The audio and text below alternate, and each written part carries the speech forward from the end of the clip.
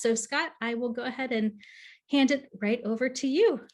Thank you very much, Davida, and welcome everybody. Welcome to this faculty showcase, and welcome preemptively or to Georgetown and to the SFS.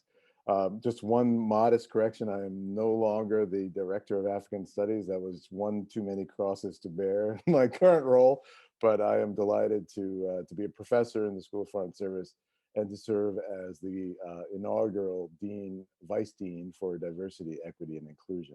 Let me tell you a little bit about myself and my role, and then I want to move through our program. And I'm joined by a couple of outstanding colleagues this afternoon.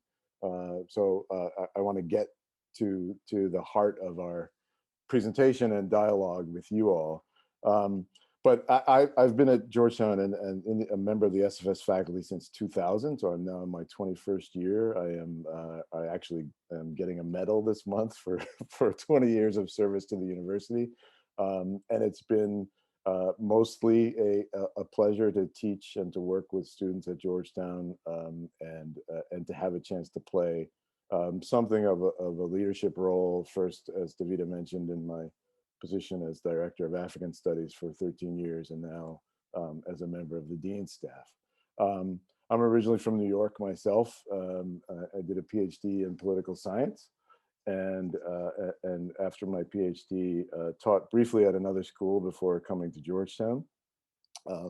As I was the Director of African Studies, my work does specialize in Africa in terms of my research interests. I'm interested in African development broadly, but business and government relations on the continent, and the emergence of entrepreneurship and African private sectors. So I spend a lot of time in Africa, and that's sort of my when non-COVID times, my office, my home away from home is on the African continent. But as I mentioned, I became the inaugural Vice Dean for Diversity, Equity, and Inclusion last August 2020. So it's only been about 8 months, and it's been quite a ride. This was a new position that was created last summer in the SFS in the wake of the racial justice movement, or in the midst rather of the racial justice movement, the emergence over the very justified national outrage over the killing of George Floyd and Breonna Taylor, and others at the hands of our state institutions and police. And I'm privileged and pleased that Georgetown and the SFS specifically responded very robustly to those national cries for change by saying, look, we need to be at the forefront of change in the school. And arguably, for those of us who are people of color, Black and brown in America, might argue quite reasonably that the creating a diversity, equity, and inclusion dean in 2020 was many years too late. And I think that that's a fair criticism, but I'm pleased that the university has responded. And I'm joined by two great colleagues today who are also working in the diversity, equity, and inclusion space, partnering with me and others in the school, to recognize that we need to do more, that we need to do more in terms of our outreach, in terms of our inclusiveness, and in terms of our the kinds of education that we're offering to you as future leaders of the world, really, in the international affairs sphere.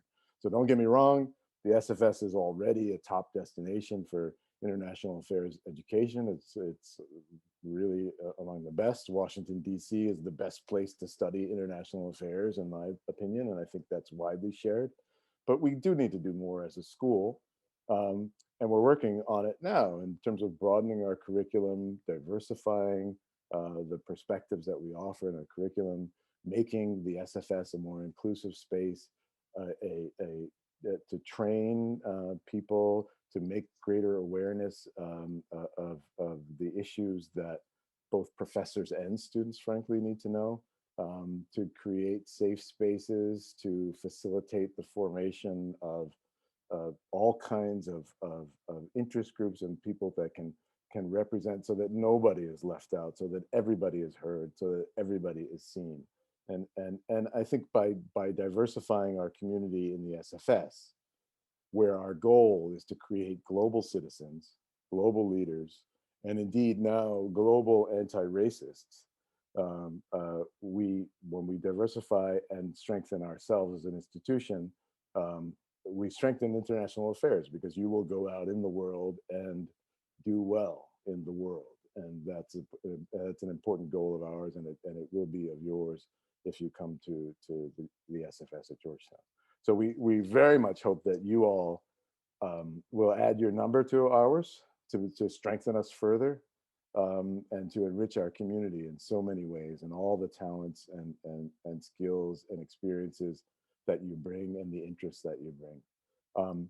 So our objectives today are, again, I want to, in a few moments, introduce my colleagues, joined by Professor Arjun Shankar and Professor Anna Maria Maida. They are, Professor Shankar is an anthropologist. Professor Maida is an economist, so coming from two of our excellent traditions and fields that we offer within the school. And I'll let each of them tell you a bit more about themselves. But I also want to signal too that this session we have altogether about an hour together is an opportunity for you to hear from us, but it's also an opportunity for us to hear from you, rather. So any questions that you might have, concerns, or anything you want to ask, we're delighted to engage in discussion. So before I turn over to my colleagues, I want to show a very short 5-minute SFS video, and then we'll pick up the conversation from there. So let me ask my colleague Davida to thank you.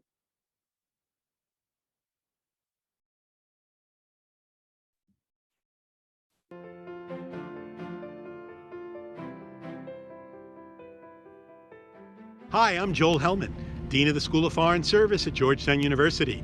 Congratulations on your acceptance to SFS. We're the oldest school of international affairs in the United States, in the city where it all happens, Washington, D.C. Global problems are not a set of abstract issues that may or may not affect us in the future. They impact each and every one of us here and now in a way that cannot be ignored. To solve global problems, we are relying on a new generation, you, to think creatively, to think globally, and to cross boundaries in the pursuit of innovative solutions. The SFS allowed me to explore a part of the world that I knew pretty little about when I got to Georgetown. What amazed me is that the SFS had so many resources to make that possible. What distinguishes the School of Foreign Service from its peers is its high commitment to interdisciplinary education. You take complex global issues and look at them through multiple lenses within a single class. We are a community steeped in the global challenges of the moment. We combine the worlds of theory and practice in a way that no other school can, not only to study global problems, but to solve them. And we look for those solutions in classrooms that draw on the rich diversity of countries, cultures, and contexts from around the world. At SFS, we're known as a school of diplomacy, and we've graduated more diplomats than any other school in the nation. But we're so much more. Our alumni include presidents and kings, corporate and NGO leaders, activists and artists. Our curriculum crosses disciplines in new and exciting ways to bring together science, technology and global affairs, business and global affairs, and culture and politics. But what unites us is our commitment to understand the world and to be in service to the world. I've done a mix of research jobs on and off campus and government internships during my 4 years. And being in DC, you have so many fantastic opportunities to intern on Capitol Hill or in a government agency. Summer after my sophomore year, I actually interned at the US Embassy in the Czech Republic. They actually had me writing speeches, giving speeches. By the end of the summer, the ambassador of the US, Ambassador King, was calling me by my first name. I came to the SFS because I knew no matter where my interests took me around the world, Georgetown would be there to make it all possible. You can take a class in the morning, intern at the State Department in the afternoon, attend a lecture by a Nobel Prize winner in the evening, and join your friends in a late-night policy debate. Our campus is a crossroads for today's global decision makers and a launching pad for tomorrow's global decision makers. Come and be a part of it. Welcome to SFS.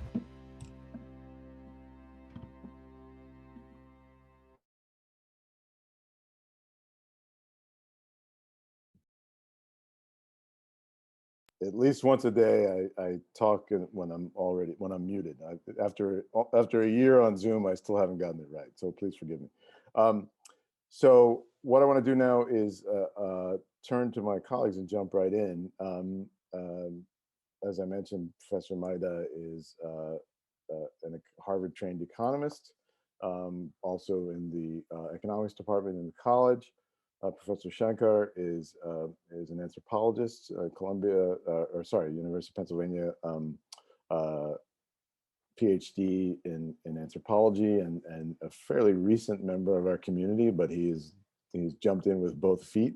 So why don't I turn to you all, and starting, I guess, with Anna Maria, if you could just say a little bit about yourself and what you're teaching, the kind of courses these students might take with you in the SFS, and how you got interested in the subject, and how they'll come to see you and know you as an SFS professor. Thank you, Scott. Hello to everybody. My name is Anna Maria Maida. So I'm a professor of economics, and as you can hear, I'm Italian. I was born in Italy, then I went to university in Italy, and I came to the US to do a PhD, and I stayed, and had been at Georgetown for a while, since 2003. So I've taught many students from SFS. I teach the International Trade Required class, which is a pretty big class with several sections that all SFS students need to take. And it is considered to be a quite challenging class because it's a technical class, an economics class. So what I find when I teach this class is that I get some students who are really scared, and but I've had very nice experiences. So in my experience, students do quite well in the class. Students from all different backgrounds do quite well. And what I try to do to welcome students who, might have taken different classes in high school, might be interested in different fields, is to, of course, teach the material, but also try to make it fun. So one thing that we do that it's quite exciting to students is to do debates. So we break down into teams, and I assign topics to students. So for example, one of the debates this year was about migration, because migration from an economic point of view is quite related to international trade. And so students were supposed to debate whether the United States should increase or decrease the number of migrants. And so what I find is that students are really, really engaged, very interested. They do a ton of research, and they are excellent. The pool of students you will find if you come to Georgetown is really, really good, very high quality. You will learn probably more from your peers than from us professors. So basically, I teach this big trade class, which is required, which I try to make fun beyond the technicalities. And then I teach also smaller classes on both trade and migration, because I do research on both these topics. And there, in some of these classes, we do research. So what we do is to choose a topic that interests you and interests me. I can help you with these topics, and I help you to find the data. I help you to create a model, an empirical model that you can estimate with the data. And these models are also meant to help you decide what kind of advice you would give to the government or to an international organization about big topics. So, about, for example, should the United States enter a preferential trade agreement? What kind of policies should we enact to help women with globalization. So there are many different interesting topics within economics and within trade that may not seem economic, but they are analyzed by economists. So gender issues, labor economics issues, migration. So that's a range of the topics that we cover in my classes. And I'll, of course, feel free to ask me questions, and then I will let Arjun tell you what he teaches, and then we can move on. So I wish I had had you as a professor when I was struggling through economics in college. My life would have turned out so differently. Thank you for that, Emery. You know, I mean, there really is a wonderful range of courses, and so there are both the required courses in economics that is part of the SFS curriculum, but there's so much more to the field and to the discipline, and we do have, you know, a considerable number of students decide to go and either the international economics or international political economy, which is highly informed by economics discipline. So a very sort of popular sphere of study in the school, but for the other side of things, and not that I shouldn't say never the twain shall meet, but Professor Arjun Shankar comes from anthropology, obviously another social science with many different methodologies and approaches on courses than economics. So, you know, and he is in our culture and politics major, which is one of the most popular majors in the school. So I'll let him tell us both about what he teaches and maybe a little bit about CULP as well. Thanks, Arjun. Thanks, Scott. And thank you all for being here to talk to us. I think you're in this room at the right time for Georgetown School of Foreign Service. Just a little bit about me.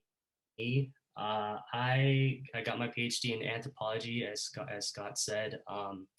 Anthropology, for those of you who don't know, is the study of culture broadly defined, right? And really global cultures and how we understand ourselves through the study of culture. But I also got my PhD in education. So it was a joint PhD in anthropology and education. So I take seriously the study of schooling, study of educational contexts, but also I take seriously our study, our pedagogy in the classrooms every day. So that's kind of where I come from. My focus areas are critical race, anti-colonial, anti-imperial studies, studies of capitalism, but really focused in the areas of political economy of help economies, NGOs, and such spaces. I did field research in India to think about the burgeoning NGO sector and the new actors in that sector. As Scott said, I teach in the Culture and Politics program, which I affectionately think is sort of the ethical home at SFS, right? We study power, we study inequality, and really for us, I think at CULP, we really take seriously that the kinds of issues that we face in the United States, whether it's racial injustice, economic injustice, gendered injustice, are also things that we can study globally and find solidarity, alliances in, for example, the relationship between indigenous movements in the United States and what's happening in Brazil right now, for example, what's happening in India right now, or in Palestine right now. And so for us, we really think that the SFS is the home to think about inequality as a global phenomenon that can produce a different kind of solidarity than we otherwise might get if we're only stationed in an American-centric discipline or institution. I teach classes on culture and inequality, but also I'm currently teaching a class on race, colonialism, empire. And in that class, we really take seriously the fact that colonization is something that's affected all of us in all spheres of social life, really anywhere in the world you can turn, right? And so part of my goal in that class is to really think with my students about what parts of the world they're most interested in thinking about the colonial phenomenon in. This semester, we have students who are really interested in Asian America, for example. And of course, that's been in the news a lot because of what happened in Georgia just last week.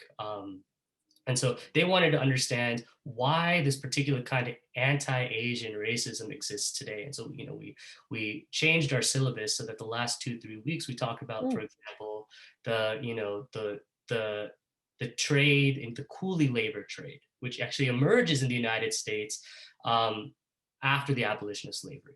And so suddenly the history of slavery in the United States is actually connected to an entirely different form of racism that emerges because of this movement of Asian migrants after the abolition of slavery.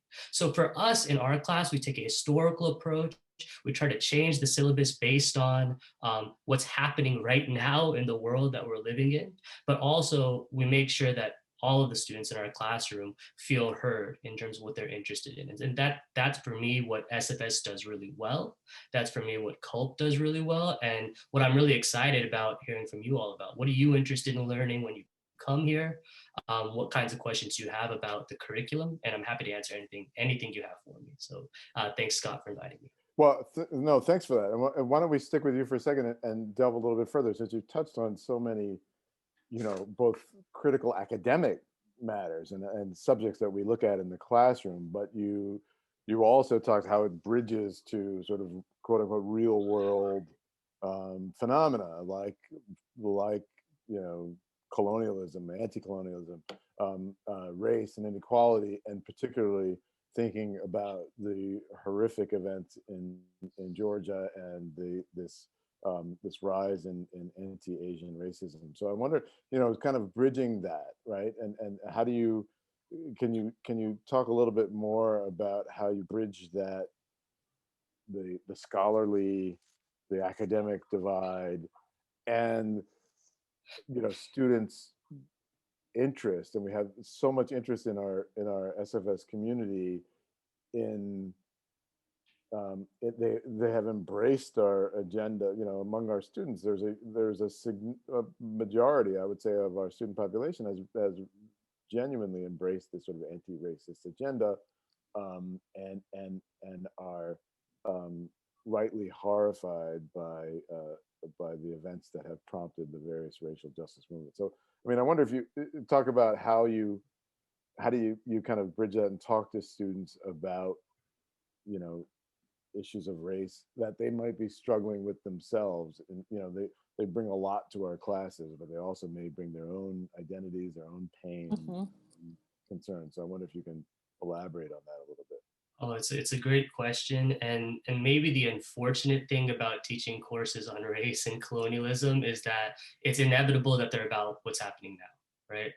We're hearing in the news and experiencing racist injustices all the time, right? Gendered injustices all the time. And I think one of the things that I try to first talk to my students about is there's the experiential part. We all experience it, especially as Black and brown peoples in the United States. But there's also a way of starting to understand why it exists, right? Why do we even have racism? We sort of intuit that we already know what racism is. But in our classrooms, what I try to get us to start thinking about is, well, racism didn't exist forevermore, right? It wasn't like something that existed previous to, say, 350 years ago. It's actually very short in the timeline of human existence, human history. So if we want to understand how to challenge the system that we're in right now, which is a system that I think we can say needs changing, then we have to understand what it emerged from. What were the labor relationships, for example, that produced a lot of our racism, right? Has to do with chattel slavery, has to do with plantation economies, and some of that hasn't left our world, right? So labor, of course, is part of what we have to talk about. We want to talk about racism today, right? Immigration policies come up a lot, right? Anti-immigrant racism, anti-Muslim racisms, really, in addition, are tied to worries about labor in the United States today, right? Tied to worries about the good migrant and the bad migrant. And those are things that require time in the classroom, right? They require us to read sometimes very difficult texts, but we always try to pair that with podcasts, films, news media sources that are happening right now, because that's how we can bridge practice and theory. That's how we can bridge policy possibilities in the future and really rigorous, historically situated policy, right? Because, one of the things I say about colonialism in almost every week in class is that colonialism relied on the fact that you did a lot of things all over the world without actually taking seriously the knowledge of people who are already there, right? Without actually taking seriously all sorts of forces that were outside of the imagination of the colonizer, right? And we actually end up seeing that all the time today too, right? And so if we want to have better informed policy and practice, then we ought to take a step back and learn a little bit first. And it's really hard when we're all in an environment that feels like we're getting bombarded by everything from every side, right? But taking a step back and learning for a second, especially when you're just entering college, is the right first step to start making the changes in the world that we want. Thank you. No, that's very good. And Maria, I mean, maybe the same question with a little modification. I mean, of course, you feel free to respond in the same way. And obviously, you know, economics treats these subjects of race and racism and migration differently, sometimes not at all, but in some of the work that you do, it certainly relates. Just think about, you know, kind of that bridge between theory and practice, particularly when it comes to some of these contemporary concerns that we're grappling with as a school, as a community, as a world, but also, you know, that the notion of supporting students who are grappling with this themselves, not just on an academic level, but on a personal level. Sure. So actually, my work sits at the intersection of economics and politics. I work for research on political economy issues. So I have done work which is quite related to what Arjan was talking about, because I have, back in my graduate days, analyzed public opinion polls. My job market paper was about why people oppose migration, trying to figure out exactly what Arjan was talking about, whether it's an economic set of concerns, whether people are afraid of losing their job, or whether it's really non-economic issues, whether it's intolerance, whether it's racism, whether it's fear of what is different. So I have analyzed this set of issues definitely in a different type of way, because, you know, economists use these large data sets. So for this work, I was using public opinion data, and then we analyze this data with programs, software programs. But then I think the questions, the large questions are the same. And what I found is that students are very interested. So in this class that I'm teaching now, I have quite a few students who are second generation migrants. And it was very interesting to read their applications. This is a class where you need to apply. And so they told me a little bit about their personal story, their life. So for example, there was a student who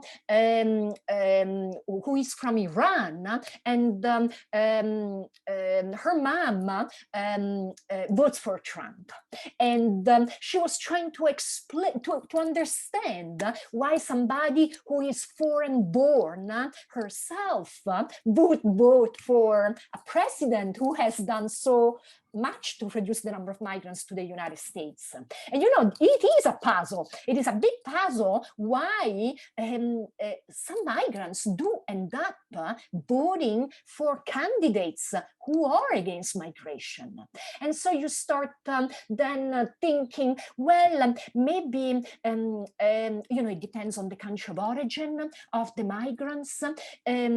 So, you know, some people who come to the United States as political refugees come from countries where there are dictatorships, or countries where there are communists, there were communist regimes. And so they may end up voting in a certain way because, for example, they're afraid of socialism, and they might be afraid of very left-wing political platforms. And of course, this is not really a possibility in the political agendas in the United States right now, in the sense that, yes, there might be extreme positions, but never so extreme. But still, people have in mind those days when they were growing up in countries where there was communism, and so they may end up voting just based on that very specific issue.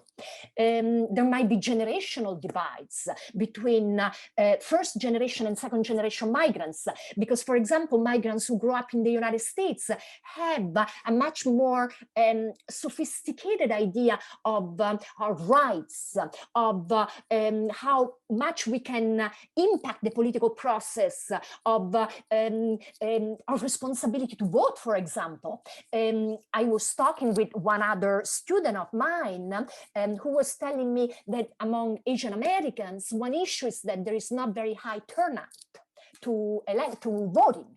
So that's an issue, because if you don't go and vote, you cannot affect the political process. So I think, to circle back to Scott's question, one very important way to engage students in what we do is try to understand where they come from, what their personal stories are, to be open, not to think that everybody comes from the same cookie cutter background. We are all very different, and I think we professors need to be open and welcoming. Of course, we can do that when the classes are small, and luckily the School of Foreign Service has a lot of small classes. Mine is not that small because it's a required class, but then I teach other classes which are small, and there I get to know the students. And I think it's important to keep an open line of communication, and it's fun for us. I think also for the professors, it's very it's nice to get to know you are young, you're full of enthusiasm, you want to change things, and you're the ones who are going to change things. So I think it's a two-way relationship. No, thank you so much for that. For that detail, and it's really very helpful, I think, as students kind of think about again making those connections for themselves very, very tangibly. So what I want to do now is pause. We don't have a huge group here. There's a real opportunity for dialogue. I will say to the SFS 25ers who are on the call, you have an opportunity here with two of our most outstanding professors in the SFS from two critically important disciplines. So if you have any questions for them or for any of us at all on either on the subjects and disciplines, you want to dive a little more deeply into the courses that they're teaching, if you want to ask questions about diversity in their classrooms or in the school, and I didn't mention at the outset, I should reinforce that both Professor Maida and Professor Shankar are on our faculty diversity, equity, inclusion committee in the SFS, and we take these issues extremely seriously. Or you can ask about the school in general, or anything you want. So let me take a moment, if any of you have any questions at all that you want to put. And as a reminder for everyone, feel free to drop your questions in the chat. Feel free to unmute and ask the question. You can use the raise hand feature that is available via Zoom. You can also ask questions directly to Alame and Natalie. They're Ask Natalie and Ask Alame in the chat. So many ways in which you can ask questions. Yeah. I should add that in a way, this is very much like the first year pro seminar that you will be enrolled in if you come to SFS. Intimate, small class environment opportunity in your first semester. All SFS first year students are required to take the pro seminar. And I think there are 23 or so different ones that are offered. They're capped at 15, so you can't escape questions in that environment. when you are called on, there's no place to run and hide. So this kind of emulates that environment a little bit. So, but feel free. So, and while you think about your own questions, perhaps I'll transition a bit with my colleagues and ask them to comment on, especially since both of them are active members of our faculty DEI committee. You know, any number of questions on this, but the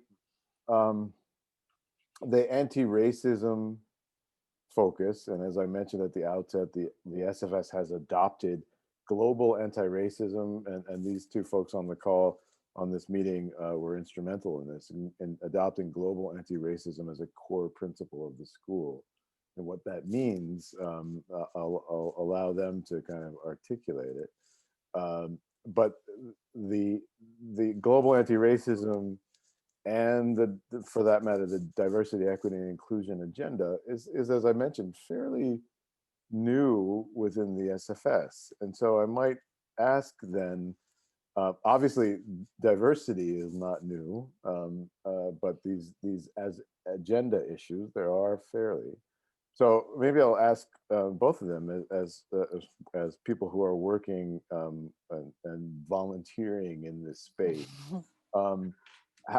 You know, why, in your view, is anti-racism a focus or an interest or even a necessary pursuit for an international affairs school like the SFS? Go ahead. I can go ahead. So I actually also spent some time at State Department. So I have the view both from within the School of Foreign Service and from within a government agency where quite a few of you might end up working, because you know the School of Foreign Service, the students in the School of Foreign Service, many end up working in consulting, Wall Street, but a lot of students also go to the government agencies, international organizations, and many go to State Department. And so what I realized is really important is really to teach, to instill this idea, this notion of anti-racism when students, when people start studying, when they are young, because you know, that's when you become an adult. That's when you decide who you want to be, what you want to do with your life.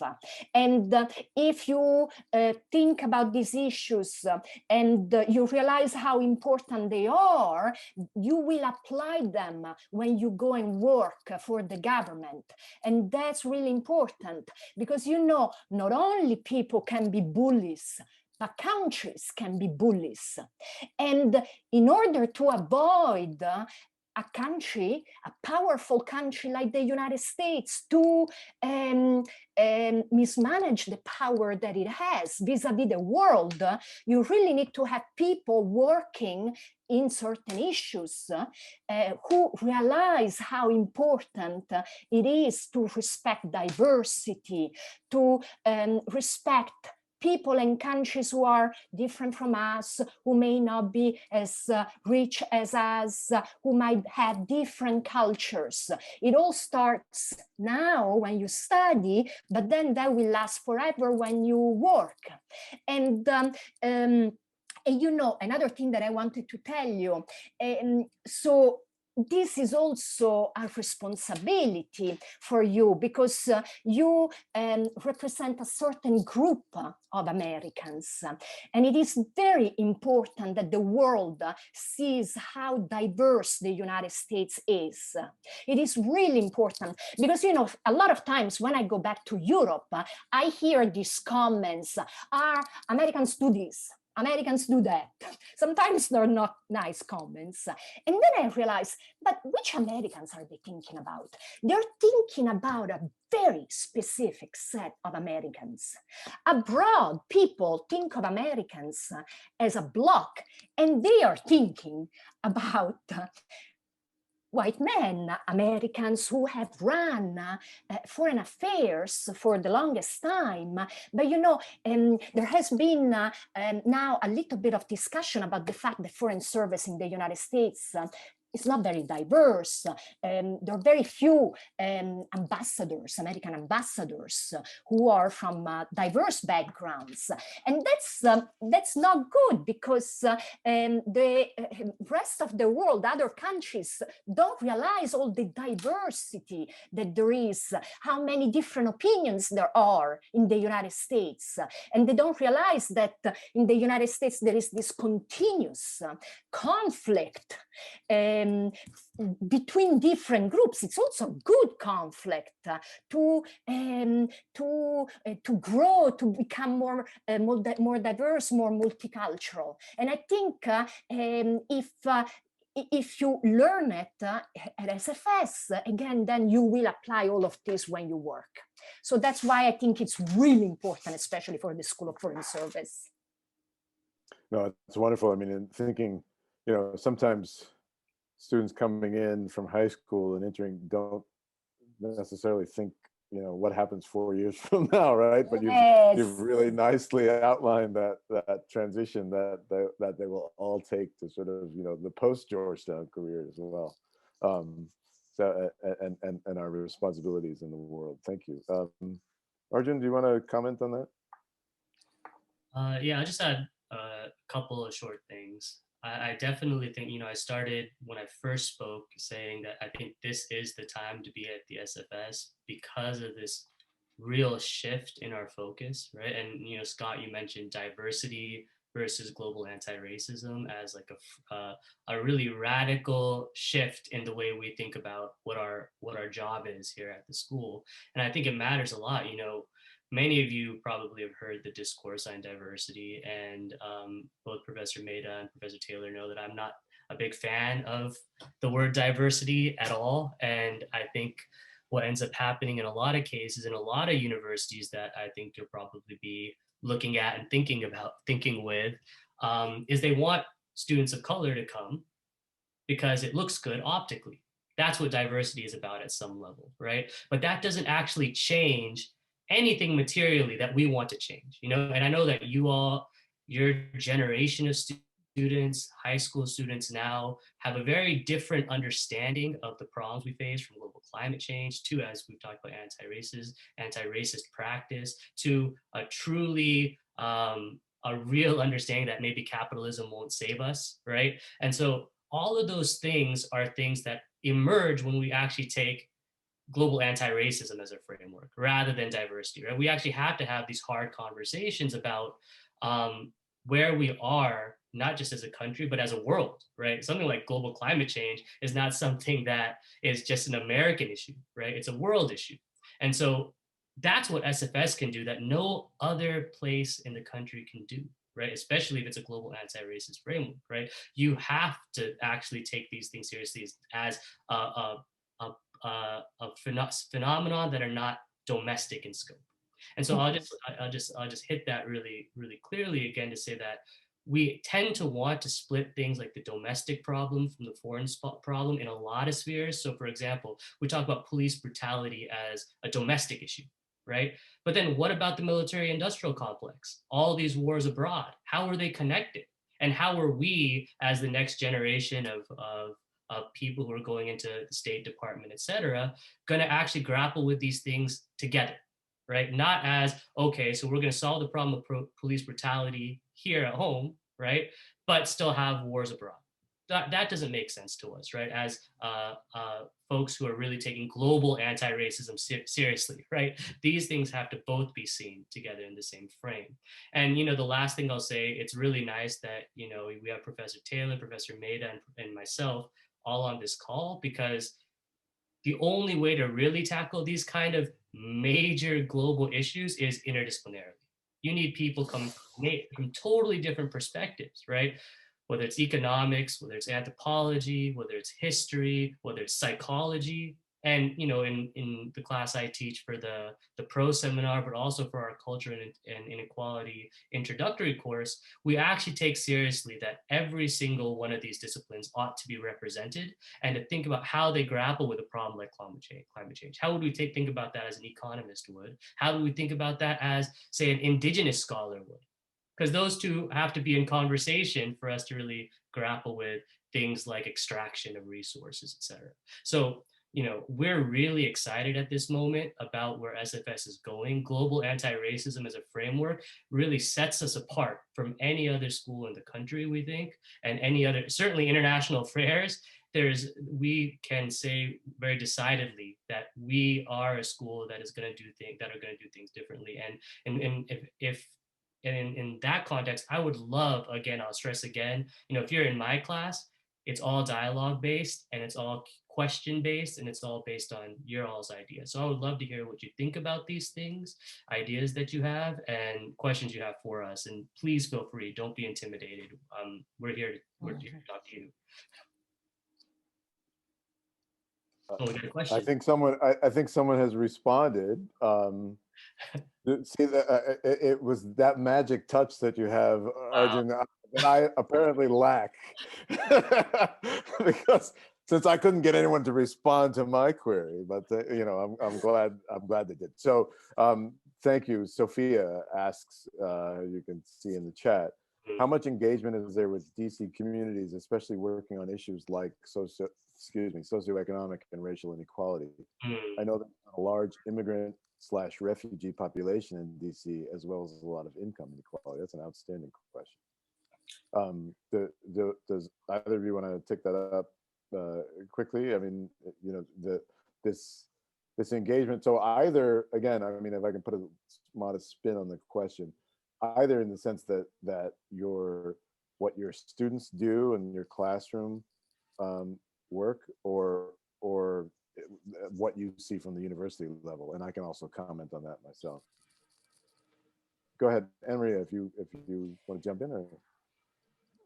Yeah, no, I can definitely jump in. I know that there are programs at the university level working with immigrants and refugees, both in DC, but also going to the US-Mexico border. So at Georgetown University, we have this center called the Institute for the Study of International Migration. And they mostly, I haven't been yet, I would love to go, but they organized alternative spring breaks. And I remember that a few of these alternative spring breaks consisted in going to the US-Mexico border, observing the situation of migrants and volunteering with nonprofit organizations working with migrants. So this is an example of how the university is involved with the refugee and migrant community.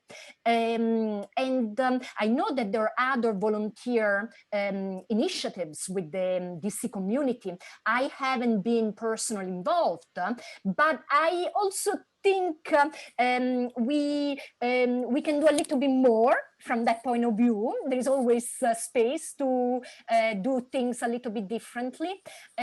So one idea that, for example, I'm thinking about after COVID is over, and this is an idea to really allow students from different backgrounds to come together and discuss these very important issues, is to co-teach a class with an econ professor at Howard University. Because, so let me tell you about my personal experience. I went to a very big public university in Rome. And so this was a university where there were students from all different backgrounds. And for me, that was really important as I was growing up to be able to discuss life ideas, to discuss big themes with people who had different points of view, different perspectives. And I think you have different universities in Washington, and it would be nice to co-teach classes to really take advantage of how rich the DC community is, because in DC you have a very, very diverse population with African Americans, with immigrants, and in general the international community is very large, and probably Georgetown can do even a little bit more, and personally I can. So that's one idea that I would like to implement after COVID is over. But now I'll let Arjun tell you about other initiatives. Well, let me just chime in quickly. So for the question about the community outreach, I mean, some of our colleagues like Davida, I think Obella is on the call, and others who are working in CMEA, which is one of the principal institutions in the university that has significant community engagement programming and capacity. So you should certainly speak to them, and they can enlighten you about the great work that they're doing. Also, the Center for Social Justice, which is a program, an institute on campus that engages a lot and partners with CMEA and other institutions about students tutoring in the school and doing that kind of outreach in the community. There are some courses that have a 4th credit option that includes community service, it's called the community service option, right? That can be exactly that kind of engagement with DC public schools, for example. The university has made I think, fairly robust commitment to undocumented students, for example. So that's something that Georgetown, to its credit, has done. And us as SFS specifically are increasingly engaging in this space. And I'm, in my role as Vice Dean, engaging right now with outreach with DC public schools to provide summer opportunities for DC high school students in international affairs curriculum. And in part because we haven't really cultivated in our own home, in our own backyard, a pool of students who would do very well in international affairs at Georgetown if we identify them early. So we're working on that right now. So there are a number of avenues to the kind of work that was asked in Sophia's question. Arjun, really quickly, I know there's several other questions in the chat. I don't know if you want to comment quickly on that one, or if we, in our last few minutes, should turn to the rest. I'll let you make the decision. I mean, the answer is definitely 100% yes. I mean, it's DC. That's the best thing about being in DC. If you're interested in the not-for-profit sector, if you're interested in activism and advocacy, if you're interested in film, I'm a filmmaker myself, so there's film festivals and a lot of people in those art communities doing art and activism together. There's a lot of opportunities, some of it through Georgetown and some of it which through your professors you'll learn about, and some of which just by exploring an incredible city on your own you'll get, and I think that's one of the benefits of being at a school that's in a city. I know I went to school in New York City as an undergrad, and as much as I was on campus, the best part of having college in the city is you get to explore everything else, right? And so that question, I think you would learn by exploring as much on your own before you figure out what you want to do, right? And then you can come to us to help with those linkages after the fact. Mm-hmm. Thank you. We had a couple of questions. Alame responded to one of them, to Madison's question about taking courses across campuses. Yes, that's very, very common. Of course we find, it's a little SFS chauvinism here, but of course we find that when all students matriculate, the class of 2025 matriculates to Georgetown, everybody wishes they had applied to SFS. So for those of you who are already in, congratulations. For non-SFS students, yes, there's a tremendous amount. In my classes, for example, have students from all the campuses, and they add a great. I'm teasing about the SFS chauvinism. They add tremendous perspectives, and I think it's Yasmin asked about, or Mina, sorry, asked about the NHS in particular. Having NHS students, in my classes with their budding health expertise, I think has always been wonderful. So, and you can minor. There's a lot of there's new flexibility. Check with your specific school, but there are new flexibilities around minoring outside of your school. In the SFS, for example, any of our students can minor, say, in French or in biology, so which are programs in the college. And I believe for NHS, if you were, like a public health major, you could minor in culture and politics with Professor Shankers in his program, for example. So there's a lot of flexibility around the university. It's a nice thing about Georgetown. We need to wrap up, I'm told, in just a second, but I want to make sure I do justice to all the questions. There was well, why don't we just start with this last one, and then I'll turn it back to Davida to close us out. Are there any learning experiences outside incorporated in classwork? I alluded to that a little bit with the 4th credit option for community service. Do either of you do any of that in your classes with for learning experiences that are for credit and part of your classes, but are outside of the classroom environment? Arjun? Yeah, there's a couple classes that do this. We have a 1 credit course that is, just an events course where we go to events around DC, and that becomes the credit course. But in my classroom, because as I said, I do a lot of stuff with film, and students learn film as part of the learning experience. So what we'll do is we'll do participatory research over a semester, where in a course the students will be required to find something or some organization outside of Georgetown to work with, and we'll create a collaborative film together. And I've done this in the past in other places. I'm new to DC, but this is something that we do in a lot of my classes. And then, we have Professor Krupar and Culp, who is a geographer. And for those of you who don't know, geographers think about space, and especially urban space, right? And she does a lot of stuff with walking around the city. A lot of her classes actually never get into the classroom, because to learn about a city, you have to be in the city, right? So she does a lot of stuff with that, and architecture, and thinking about DC as it's changed as a way of thinking about geographies. Thank you. I might need to shortchange you if you have a real short answer, Anna Maria. Otherwise, Davina's going to yell at me. I was going to say there is a question, so now I prefer to give time for questions.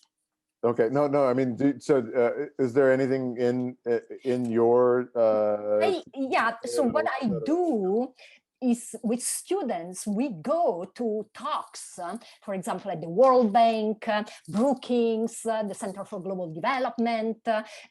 So I receive all these emails about talks by economists, political scientists, and so we go together.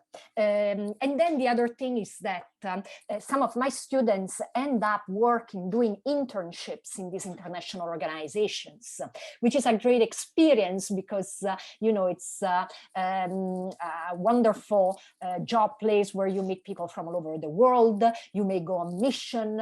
That's what I did before doing the PhD. I worked at the World Bank, and I went to Jamaica, I went to Kingston, and I work in schools. So they're very nice job opportunities for students here in Washington, that I will tell you, even in very good universities in other places in the United States, students may not have those opportunities.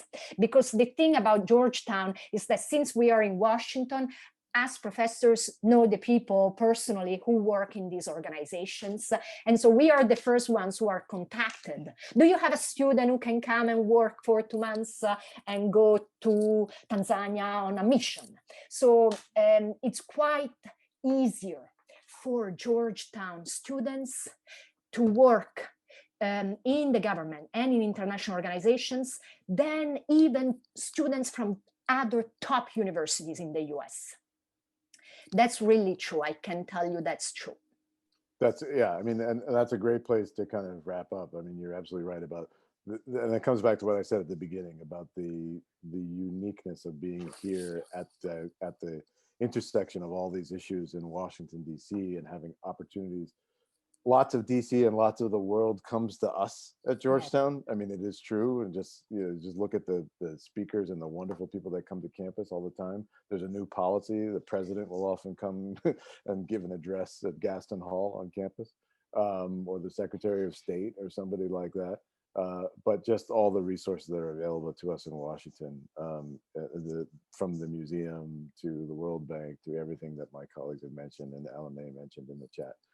Thank you all so much for your attention. Thanks so much for coming. Thank you to my colleagues. Thank you to my CMEA colleagues for their wonderful stewardship of this program, for allowing us to do this. Davida, I'm sorry for taking 2 minutes longer than I was allotted. You are A-okay. Thank you. Thank you all so much. So if folks can